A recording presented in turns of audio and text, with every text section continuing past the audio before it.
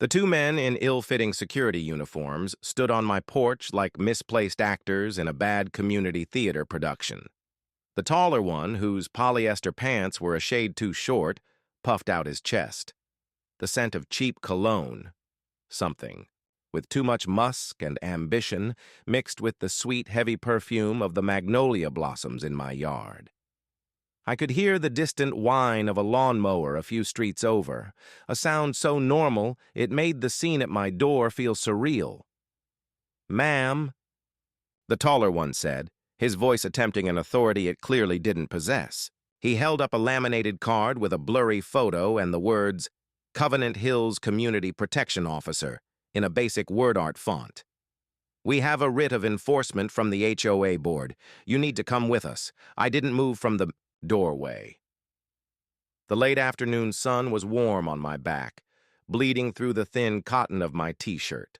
From behind me, inside the cool, dim house, I could hear the soft, methodical click of my dog's nails on the hardwood floor as he padded over to investigate the commotion. My heart wasn't hammering with fear. It was beating a slow, steady rhythm of pure, unadulterated disbelief. This wasn't happening. "A writ of enforcement?" I repeated, my voice calm, flat. A tone I used to use in interrogation rooms when a subject was trying to impress me with a fabricated story. "And what, exactly, am I being enforced for?" The shorter one, who had the nervous energy of a man who'd rather be anywhere else, consulted a clipboard. The paper rustled in the gentle breeze. Failure to comply with a cease and desist order regarding non-conforming hardscaping, unpermitted structural alteration to the front elevation, and, let's see, creating a public nuisance via unauthorized horticulture. I almost laughed. The non-conforming hardscaping was a stone path I'd built myself, with flat Arizona flagstone to replace the cracked and weed-choked concrete walkway the original builders had installed. The structural alteration was a new screen door I'd put on last weekend, identical to the old one but without the rust spot. And the unauthorized horticulture was a cluster of native drought-resistant lavender plants by the mailbox that attracted bees. My crimes were breathtaking in their pettiness. "You're going to arrest me for lavender?" I asked, leaning against the doorframe. I crossed my arms, and the movement made the taller one's right hand twitch toward the can of pepper spray on his belt. His finger hovered near the trigger. Amateur. The grip was all wrong. He'd mace himself before he got it aimed at me. "We're here to escort you to a compliance hearing with the board," Tyler said, correcting himself slightly, though his posture still screamed arrest. "President Goldwill is waiting. It's in your best interest to come willingly." President Goldwill. The name landed in my gut with a familiar cold weight. Brenda Goldwill, the HOA's undisputed queen, a woman who ruled our sun-baked slice of Arizona suburbia from the driver's seat of her pearl-white Lexus SUV. A woman whose entire existence seemed dedicated to the pursuit of perfect, sterile conformity, enforced with a smile that never reached her cold, calculating eyes. This escalation, though, this was new. This was unhinged. I'd seen a lot of bizarre things in my 12 years with the Bureau. I'd been in rooms with cartel leaders who discussed murder like it was a grocery list, and I'd interviewed white-collar criminals who'd bankrupted thousands with a few keystrokes. But there was a special kind of audacity to this, to sending 2 rent-a-cops to a federal agent's door to arrest her over a fucking screen door. A memory flashed, unbidden. My first week here 2 months ago. The welcome basket from the HOA on my doorstep. It had contained a 3-inch binder of covenants, conditions, and restrictions, CC&Rs, a coupon for 10% off lawn service with HOA preferred greenscape commission, and a handwritten note from Brenda herself. "So thrilled to have you in Covenant Hills. We just know you'll love our little slice of paradise. Let's keep it beautiful together." The note was signed with a flourish, a little heart dotting the I in Brenda. The smell of the basket's cellophane wrapping had been cloying, synthetic. I should have seen it for the warning it was. "Here's the thing, gentlemen," I said, my voice dropping into the placid, reasonable tone I use to talk down jumpers or nervous informants. "You don't have the authority to escort me anywhere. That writ isn't worth the paper it's printed on. An HOA is a civil corporation, not a law enforcement agency. You can't detain residents. You can't arrest them. Knowledge bomb number 1, the only power an HOA has is the power to fine and eventually to place a lien on a property for unpaid fines. That's it. They can't send the cops, and they definitely can't send you." The two men exchanged a glance. The shorter one looked unsure, shifting his weight from one foot to the other. The taller one, however, flushed a deep red. His authority, cheap as it was being challenged. "Ma'am, we are acting on the authority vested in the Covenant Hills Security Corps by the board. There is no security corps in the bylaws." I cut him off, my patience wearing thin. The sun was starting to give me a headache.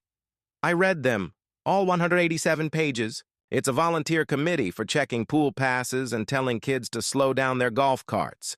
It doesn't authorize you to impersonate peace officers, which is a Class 6 felony in the state of Arizona, by the way." The word felony hung in the air between us, heavy and real. The shorter man took a half step back, his clipboard dipping. The tall one held his ground, but a bead of sweat traced a path from his temple down his cheek. He wasn't used to people pushing back. He was used to fear, to the immediate compliance that comes when someone in any kind of uniform shows up at your door. He dealt with accountants and school teachers and retired couples, not someone who spent their days deconstructing lies and assessing threats for a living. This was Brenda's doing. She'd created her own little fiefdom, and her foot soldiers were so deep in the fiction they'd forgotten it wasn't real. Or maybe they just didn't care. The illusion of power is a potent drug. The standoff stretched for another 10 seconds, the hum of the lawnmower the only sound. I didn't break eye contact with the tall one. I let him see the absolute lack of fear in my eyes. Let him see the cool, analytical assessment. I was profiling him in real time. Late 50s, probably ex-military but not high-ranking, someone who missed the structure and the respect the uniform commanded. Now he got his fix by playing cop for a bored HOA president with a god complex. Finally, he broke. He sniffed, adjusting his belt. "This isn't over. You'll be hearing from the board. There will be significant fines." "I'm sure there will be," I said, my voice flat again. They turned and walked back to their golf cart, a white one with Covenant Hills Security stenciled on the side in faux official lettering. The electric motor whined as they puttered off down the street, leaving me standing on my porch, the scent of their cheap cologne slowly being erased by the clean, herbal smell of my unauthorized lavender. I closed the door, the solid oak feeling suddenly flimsy. The lock clicked into place, a sound that usually meant security, but now felt insufficient. My dog, a rescued shepherd mix named Judge, nudged my hand with his wet nose. I scratched his ears absently, my mind already racing, shifting from homeowner mode to agent mode. The threat assessment had just been upgraded. This wasn't about a stone path or a screen door. This was a test. Brenda Goldwill was probing my defenses, seeing how far she could push. She'd sent her clowns to my door to see if I'd flinch. I hadn't. That meant the next move would be bigger. It would be legal, or at least look legal. It would be designed to inflict maximum financial and emotional damage. I walked to the kitchen, the cool terracotta tiles soothing under my bare feet. I poured a glass of water, the ice cracking, in the silence. The encounter had left a bad taste in my mouth, a metallic tang of anger and violation. My home was my sanctuary. After years of cheap bureau apartments and extended stays in grim hotel rooms, this house was supposed to be my peace, the one place where I controlled the chaos, and Brenda Goldwill had just driven her pretend police force right up to its heart. Thought about the others. The young couple down the street, the Millers, who'd been fined for having their trash cans out an hour too early. The elderly man, Mr. Gable, who'd gotten a violation for the faded American flag on his porch. The sheer number of HOA preferred vendor coupons in that welcome basket. Brenda wasn't just enforcing rules, she was running a racket. She was creating problems and selling the solutions, using fear and faux authority to squeeze money. And obedience from everyone in her domain. She'd picked the wrong house to mess with. Not because I'm an FBI agent, but because I know a bully when I see one. And I know how they operate. They rely on the silence and fear of their victims. They rely on people not knowing the rules of the game. Well, I knew the rules. Better than she did, and I was more than willing to break her entire board. A slow smile touched my lips. It wasn't a friendly smile. It was the smile I get when a complex puzzle finally starts to make sense. The game was on. Brenda wanted a war. She was about to get one fought on a battlefield she didn't even know existed. I picked up my phone, not to call my SAC or any of my contacts at the Phoenix field office. This wasn't a bureau matter, not yet anyway. This was personal. This was civilian. I opened my notes app and started a new file. I titled it Operation Goldwill. The first entry was a description of the two officers, their fake badges, their attempted intimidation tactics. I noted the time, the date, the smell of the cologne, the model of the golf cart. Details matter. They build a pattern. They build a case. I took a sip of cold water. The condensation felt good on my palm. Outside, the light was turning golden, casting long shadows across the manicured lawns of Covenant Hills. It looked so peaceful, so perfect. But underneath the emerald grass and the freshly power-washed driveways, the ground was rotten, and I was just the one to start digging. Where are you watching from? Comment your city right now, because what you're about to see is how a single, stubborn homeowner can tear a corrupt empire down, one lavender plant at a time. And if you think your HOA is bad, just wait. You haven't seen anything yet. This is just the beginning. The smell of chlorine was thick in the humid evening air, a chemical tang that clung to the back of the throat. Strings of fairy lights twinkled over the Covenant Hills community pool, reflecting in the placid, over-chlorinated water. Laughter and the clink of wine glasses echoed under the ramada, a sound so forced and brittle it seemed to crackle in the heat. This was Brenda Goldwill's monthly Mix and Mingle, a mandatory social event for all residents. Attendance, while not officially listed as a rule, was non-negotiable. Absence was noted. Absence had consequences. I stood near the snack table, a plastic cup of warm Chardonnay in my hand, feeling the gritty texture of the red pavers under my sandals. I was playing my part, the new resident trying to assimilate, but my eyes weren't socializing, they were collecting evidence. I watched the hierarchy unfold like a well-rehearsed play. Brenda held court at the center of it all, a vision in flowing white linen, her champagne flute held aloft as she held a group of nodding residents, spellbound. Her laugh was a sharp, percussive sound that cut through the murmur of conversation. She was the sun, and everyone else orbited her, basking in her attention, fearful of her disapproval. And I told him, she was saying, her voice carrying, if the mulch isn't the approved. Red hardwood, it's not mulch, it's litter. We can't have litter in our flower beds, can we? It's in the covenants. Page 42, subsection C. Nods of agreement. Murmurs of, absolutely, Brenda, and you're so right. My fingers tightened around the cup. Knowledge bomb number 1. HOAs often have wildly subjective architectural guidelines. Terms like aesthetically pleasing or in keeping with the community character are deliberately vague, giving the board, and often just the president, absolute power to approve or deny anything they want. It's not law. It's taste, weaponized. I saw the Millers, the young couple from down the street, hovering on the periphery. Sarah Miller caught my eye and offered a weak, anxious smile. Her husband, Mark, was staring into his beer, his shoulders tense. I gave her a small, reassuring nod, the kind I'd give a witness before they testified. Hold fast. You're not alone. Then Brenda's gaze swept over the crowd and landed on me. Her smile widened, but it was the cold, dead smile of a shark.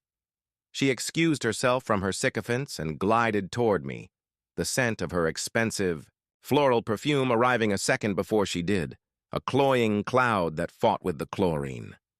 "Alex, so glad you could make it," she said, her voice dripping with a faux warmth that felt like oil on my skin. "I trust you've recovered from that unpleasantness the other day. Our volunteers can be a little overzealous sometimes. We're all just so passionate about preserving our property values." She said volunteers, like they were a beloved, slightly misguided boys' club, not two men who had attempted a citizen's arrest over landscaping. It was certainly a unique welcome wagon, I said, keeping my tone light, neutral. I had a chance to reread the sections on architectural compliance. Fascinating stuff. Her eyes narrowed almost imperceptibly. She was probing, trying to see if I was being sarcastic or genuinely compliant. "It's the glue that holds our community together," she purred. "Without rules, there's chaos. We all sacrifice a little personal preference for the greater good." The hypocrisy was breathtaking. I let my eyes drift to her wrist, to the heavy diamond-encrusted watch that probably cost more than my car. I thought of the HOA preferred vendor list. The kickbacks I was starting to suspect were flowing from Greenscape Co. and the pool maintenance company right into her pocket. She wasn't sacrificing a thing. "Of course," I said. "The greater good." She leaned in closer, her voice dropping to a conspiratorial whisper.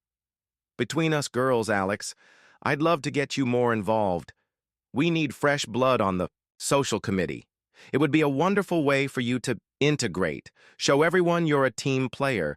It looks so much better than fighting every little fine, you know?" The threat was velvet-wrapped, but it was a threat nonetheless. "Join my empire, or we will bury you." Before I could respond, a new presence arrived at the snack table. An older man, his posture stooped but his eyes sharp and intelligent behind. Thick glasses. He reached for a bottle of water, his hand trembling slightly. "Walter?" Brenda's voice shifted, becoming louder, patronizing, as if speaking to a child. "You made it out. How are we feeling today?" The man, Walter, ignored her. He looked directly at me, a flicker of something, amusement, solidarity in his gaze. "The lavender is a nice touch," he said, his voice a dry rasp. "Bees are good for the environment, unlike some people." Brenda's smile froze on her face. "Walter is our resident original owner," she said to me, her tone implying he was also the resident crank. "He's seen it all. Haven't you, Walt?" "I've seen enough," Walter muttered, turning away and shuffling back toward a lonely lawn chair in the shadows. Brenda watched him go, her expression hardening for a fraction of a second before the plastic smile snapped back into place. Poor dear. He's never quite accepted that neighborhoods evolve. "Now, Alex, think about what I said. We'd love to have you." She glided away, leaving me with the taste of cheap wine and a simmering rage. Walter was a clue, a thread to pull. The following week was a masterclass in bureaucratic terrorism. It began Monday morning with an email. Fine, $100. Violation, non-compliant mailbox. See CCR 12.4a. I walked outside. My mailbox was a standard black government-approved model, identical to every third one on the street. I took pictures of 6 identical mailboxes within sight of my own. Tuesday brought another. Fine, $250. Violation, unauthorized structure in backyard. The structure was a simple wooden trellis for my tomato plants, not visible from any street or neighbors. Property. Someone had been looking over my fence. Wednesday, a certified letter arrived. Notice of hearing. Potential lien assessment for non-payment of fines and alleged deliberate non-compliance. The amount listed was already in the thousands. The hearing was set for 1 week away. The speed was dizzying, designed to overwhelm, but they weren't just coming for me. I came home on Thursday to find Sarah Miller on my doorstep, her eyes red-rimmed. The scent of her jasmine-scented lotion was undercut by the salty smell of tears. "They're taking us to the hearing, too," she choked out, accepting the glass of water I offered her. Her hand was ice-cold. "They fined us for the babies. Plastic playset in the backyard. They called it visual pollution. Mark told them where they could stick their fine. Now they're threatening a lien. We just had the baby. We're on one income. We can't fight this, Alex. We can't." I felt a cold fury settle in my bones. This wasn't about rules. This was about crushing spirit. It was about making examples. That night, I sat at my kitchen table, the CCR binder open, a legal pad covered in notes before me. Judge lay at my feet, sighing in his sleep. The only sound was the hum of the refrigerator and the scratch of my pen. I wasn't just, reading the rules. I was reverse engineering the system. Knowledge bomb number 2. HOAs are required to hold open meetings and make their financial records available to any member upon written request. They bank on you not knowing to ask and not knowing what to look for if you do. I drafted 2 letters. The first was a formal by-the-book request to inspect all HOA financial records, budgets, and vendor contracts for the last 5 years.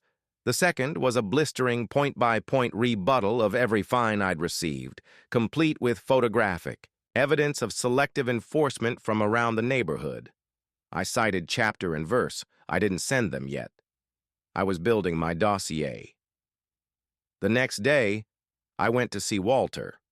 His house was one of the original models, smaller and set on a larger lot at the edge of the community.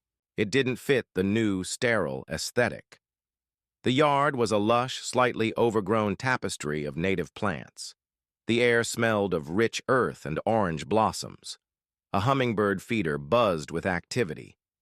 He answered the door after my second knock, wiping his hands on an oily rag. The smell of motor oil and coffee wafted out. "The FBI agent," he said, not surprised. "Come to ask about the Lavender gang?" I smiled. "Something like that."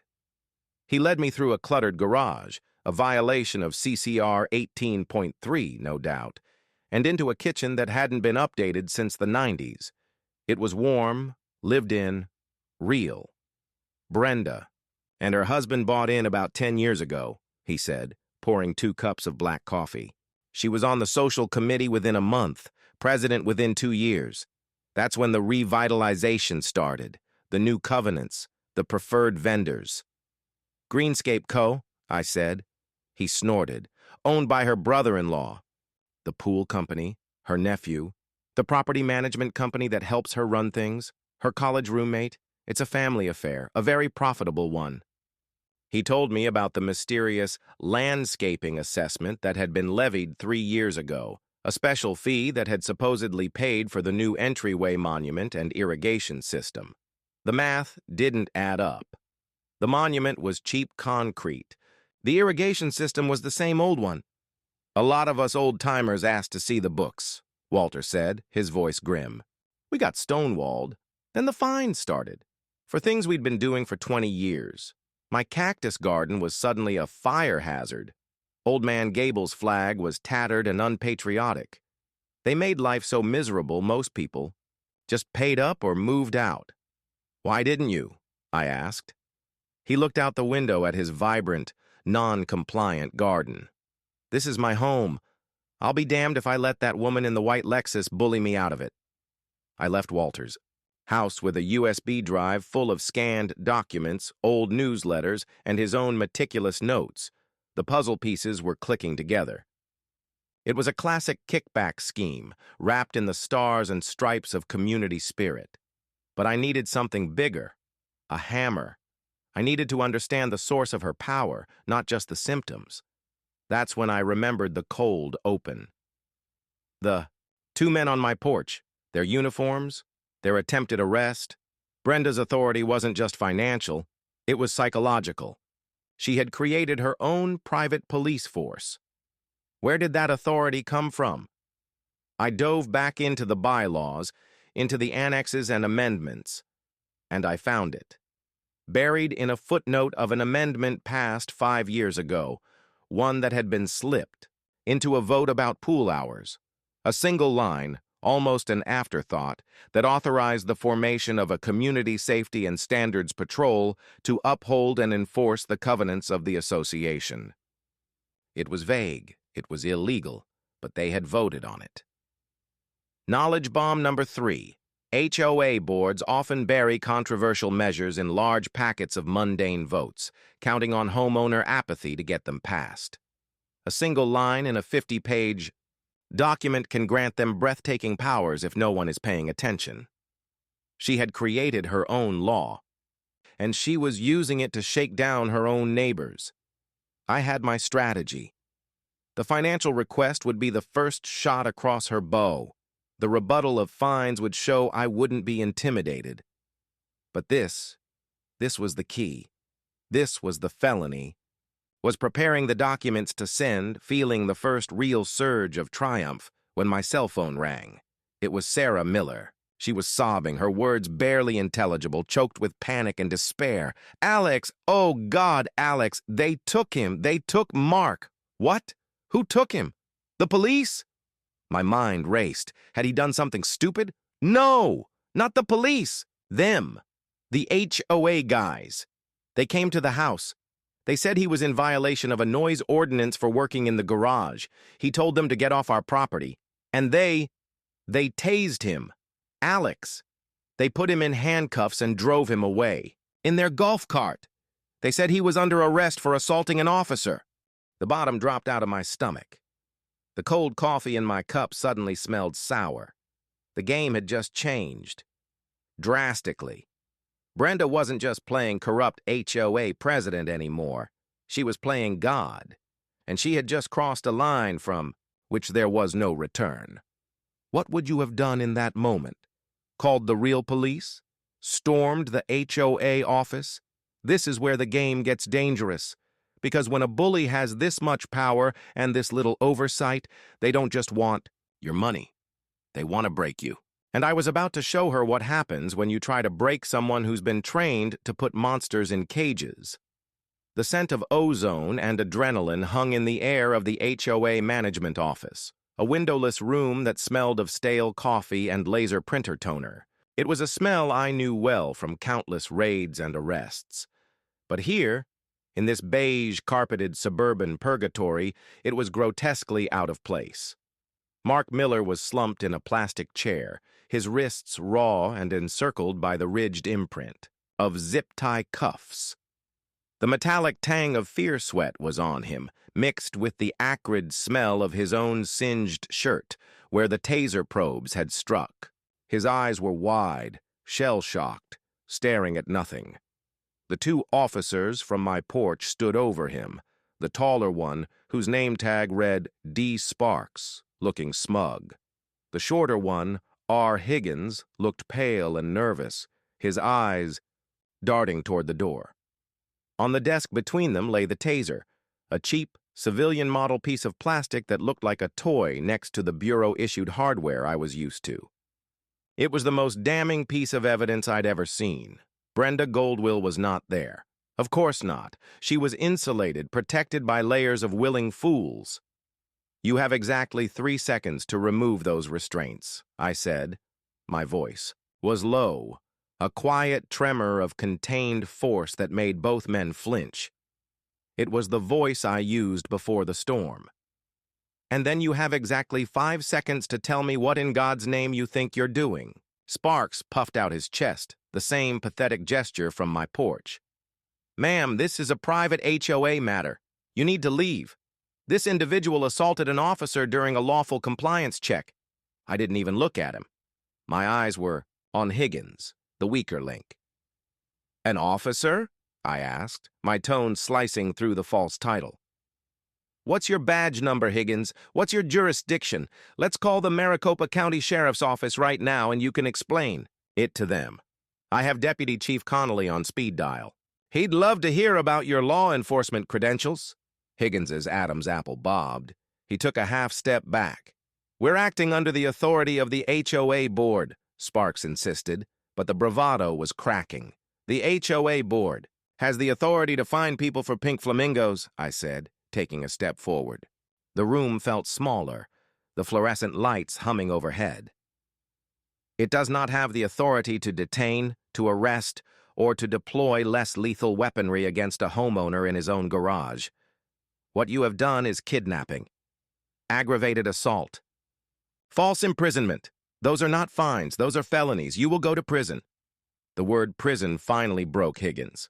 His hands shook as he fumbled in his pocket for a key and knelt to cut the zip ties from Mark's wrists. The plastic snapped with a sharp sound. He was resisting. Sparks tried.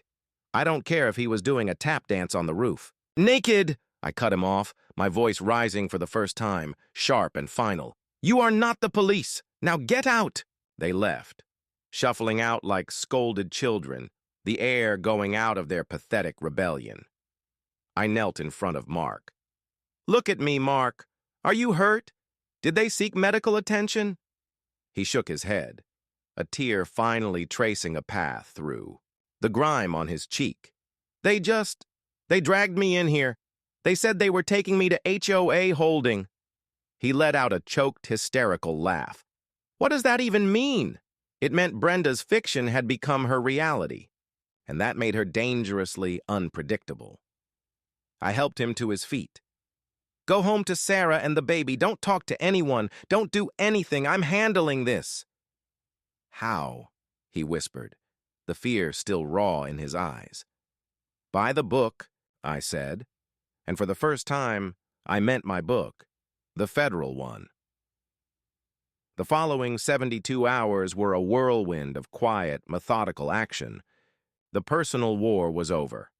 This was now professional. I called in a favor from the white-collar crime division. A friend, Agent Ruiz, ran a preliminary background check on Brenda Goldwill, her family, and the preferred vendors. The results were exactly what Walter had suspected, but with a digital paper trail. Invoices from Greenscape Co. were inflated by 300%. The landscaping assessment funds had been funneled through the property management company and into a shell corporation registered to a Brenda K. Goldwill. It was embezzlement. Plain and simple. But that was just the money. The bigger crime was the psychological tyranny, the impersonation of law enforcement. That's where the real danger was. The day of the compliance hearing arrived. It was held in the same community clubhouse where the mix and mingle had been, but the atmosphere couldn't have been more different. The smell of chlorine was gone, replaced by the nervous energy of a crowded room and the faint, sweet smell of sweat. The air conditioning struggled against the body heat. Every chair was filled. Walter was there, sitting ramrod straight in the front row. The Millers were there, holding hands so tightly their knuckles were white. Dozens of other residents I recognized from the pool party, their faces now etched with anxiety and a dawning hope. Brenda sat at the head of a long table on a raised dais, flanked by her board members. She was dressed in a severe navy blue suit, trying to project judicial authority. She looked like a mall judge presiding over a petty theft case. Sparks and Higgins stood by the doors, their uniforms looking ridiculous and sinister now. She gavelled the meeting to order, the sound cracking like a gunshot in the tense room. We are here to address the egregious and deliberate violations of homeowner Alex Vance and the subsequent assault on our community officers by Mark Miller. She spoke for 10 minutes. Listing my crimes, her voice a monotone of manufactured outrage. She spoke about property values, community standards, the sacredness of the covenants. It was a performance, and she was the star. When she finally finished, the room was silent. She looked at me, expecting cowering, expecting fear. I stood up. I was not holding notes. I didn't need them. Thank you, Mrs. Goldwill, I said, my voice calm and clear, carrying to every corner of the room. I'd like to address the board and the community. She was taken aback. This wasn't in her script. "This is a hearing, not a forum. You will have a chance to answer the charges." "I'm not here to answer charges," I said, interrupting her. A murmur went through the crowd. No one interrupted Brenda. "I'm here to present evidence of felony embezzlement, conspiracy, and impersonation of a law enforcement officer." The room went dead silent. You could hear the hum of the fluorescent lights. Brenda's face went from surprised to contemptuous. "Those are outrageous and slanderous accusations. If you think you can—" "I have here," I said, pulling a stack of documents from my bag, "a formal written request for the HOA's financial records, as is my right under Arizona Revised Statutes, Section 33, 1805. This request was ignored. I also have a forensic analysis conducted by a certified public accountant of the publicly available financial summaries you did provide." I held up a chart. "It shows a discrepancy of over $87,000 in the last 18 months alone. Funds earmarked for landscaping that were paid to Greenscape Coburse, a company owned by your brother-in-law, for services that were either never rendered or grossly inflated." I turned to the crowd. "How many of you paid the $500 special assessment last year for the new irrigation system?" A forest of hands went up. "The system was never replaced. The valves are original. The pipes are original. The money is gone." The mood in the room shifted. Anxiety turned to anger. A low grumble started. Brenda was on her feet, her face a mask of fury. "This is a lie! You have no proof! This hearing is about your violations!" "This hearing," I said, turning back to her, my voice hardening, "is about your criminal enterprise. Knowledge bomb number 1. Ignoring a homeowner's written request for financial records is a breach of fiduciary duty. It's a Class 1 misdemeanor. Every member of this board is now personally liable." The board members beside her began to look nervous, edging their chairs slightly away from her. "And then there's the matter of your private police force," I continued. I held up my phone and played the audio recording I'd made on my porch. Sparks's voice, clear as day. "We have a writ of enforcement. You need to come with us." I followed it with Sarah Miller's tearful, panicked voicemail. "They tased him, Alex. They put him in handcuffs." The grumble in the room became a roar of outrage.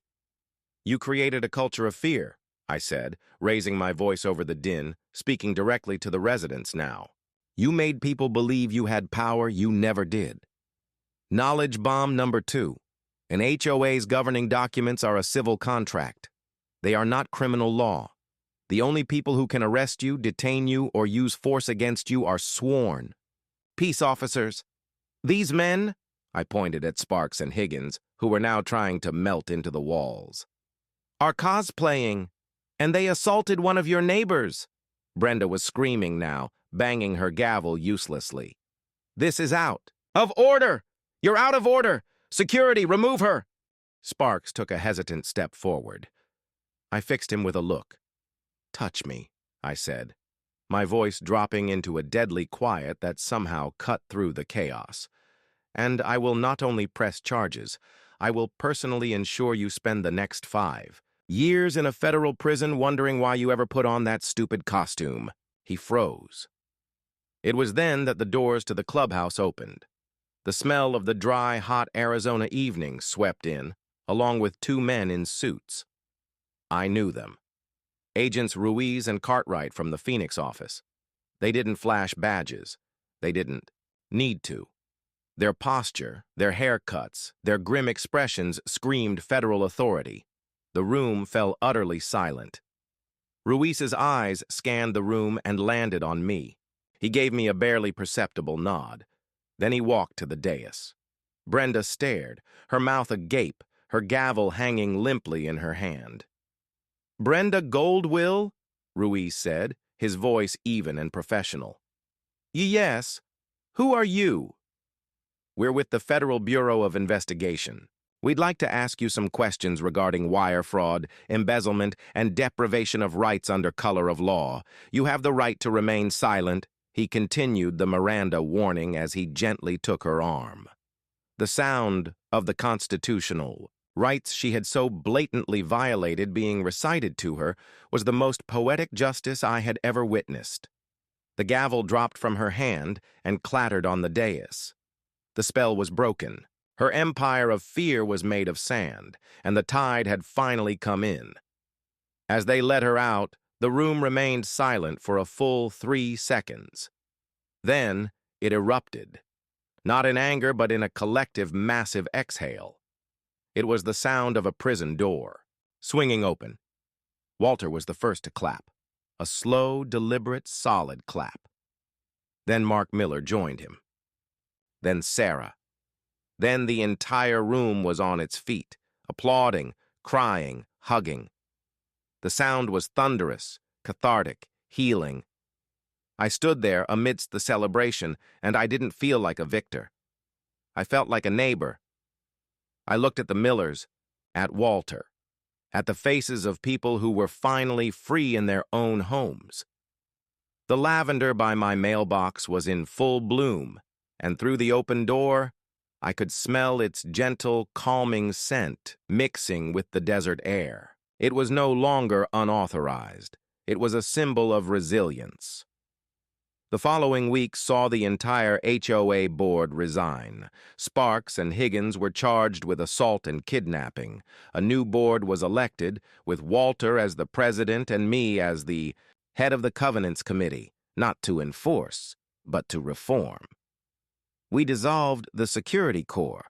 We tore up the predatory vendor contracts. We launched a full forensic audit and began the process of returning misappropriated funds to every homeowner.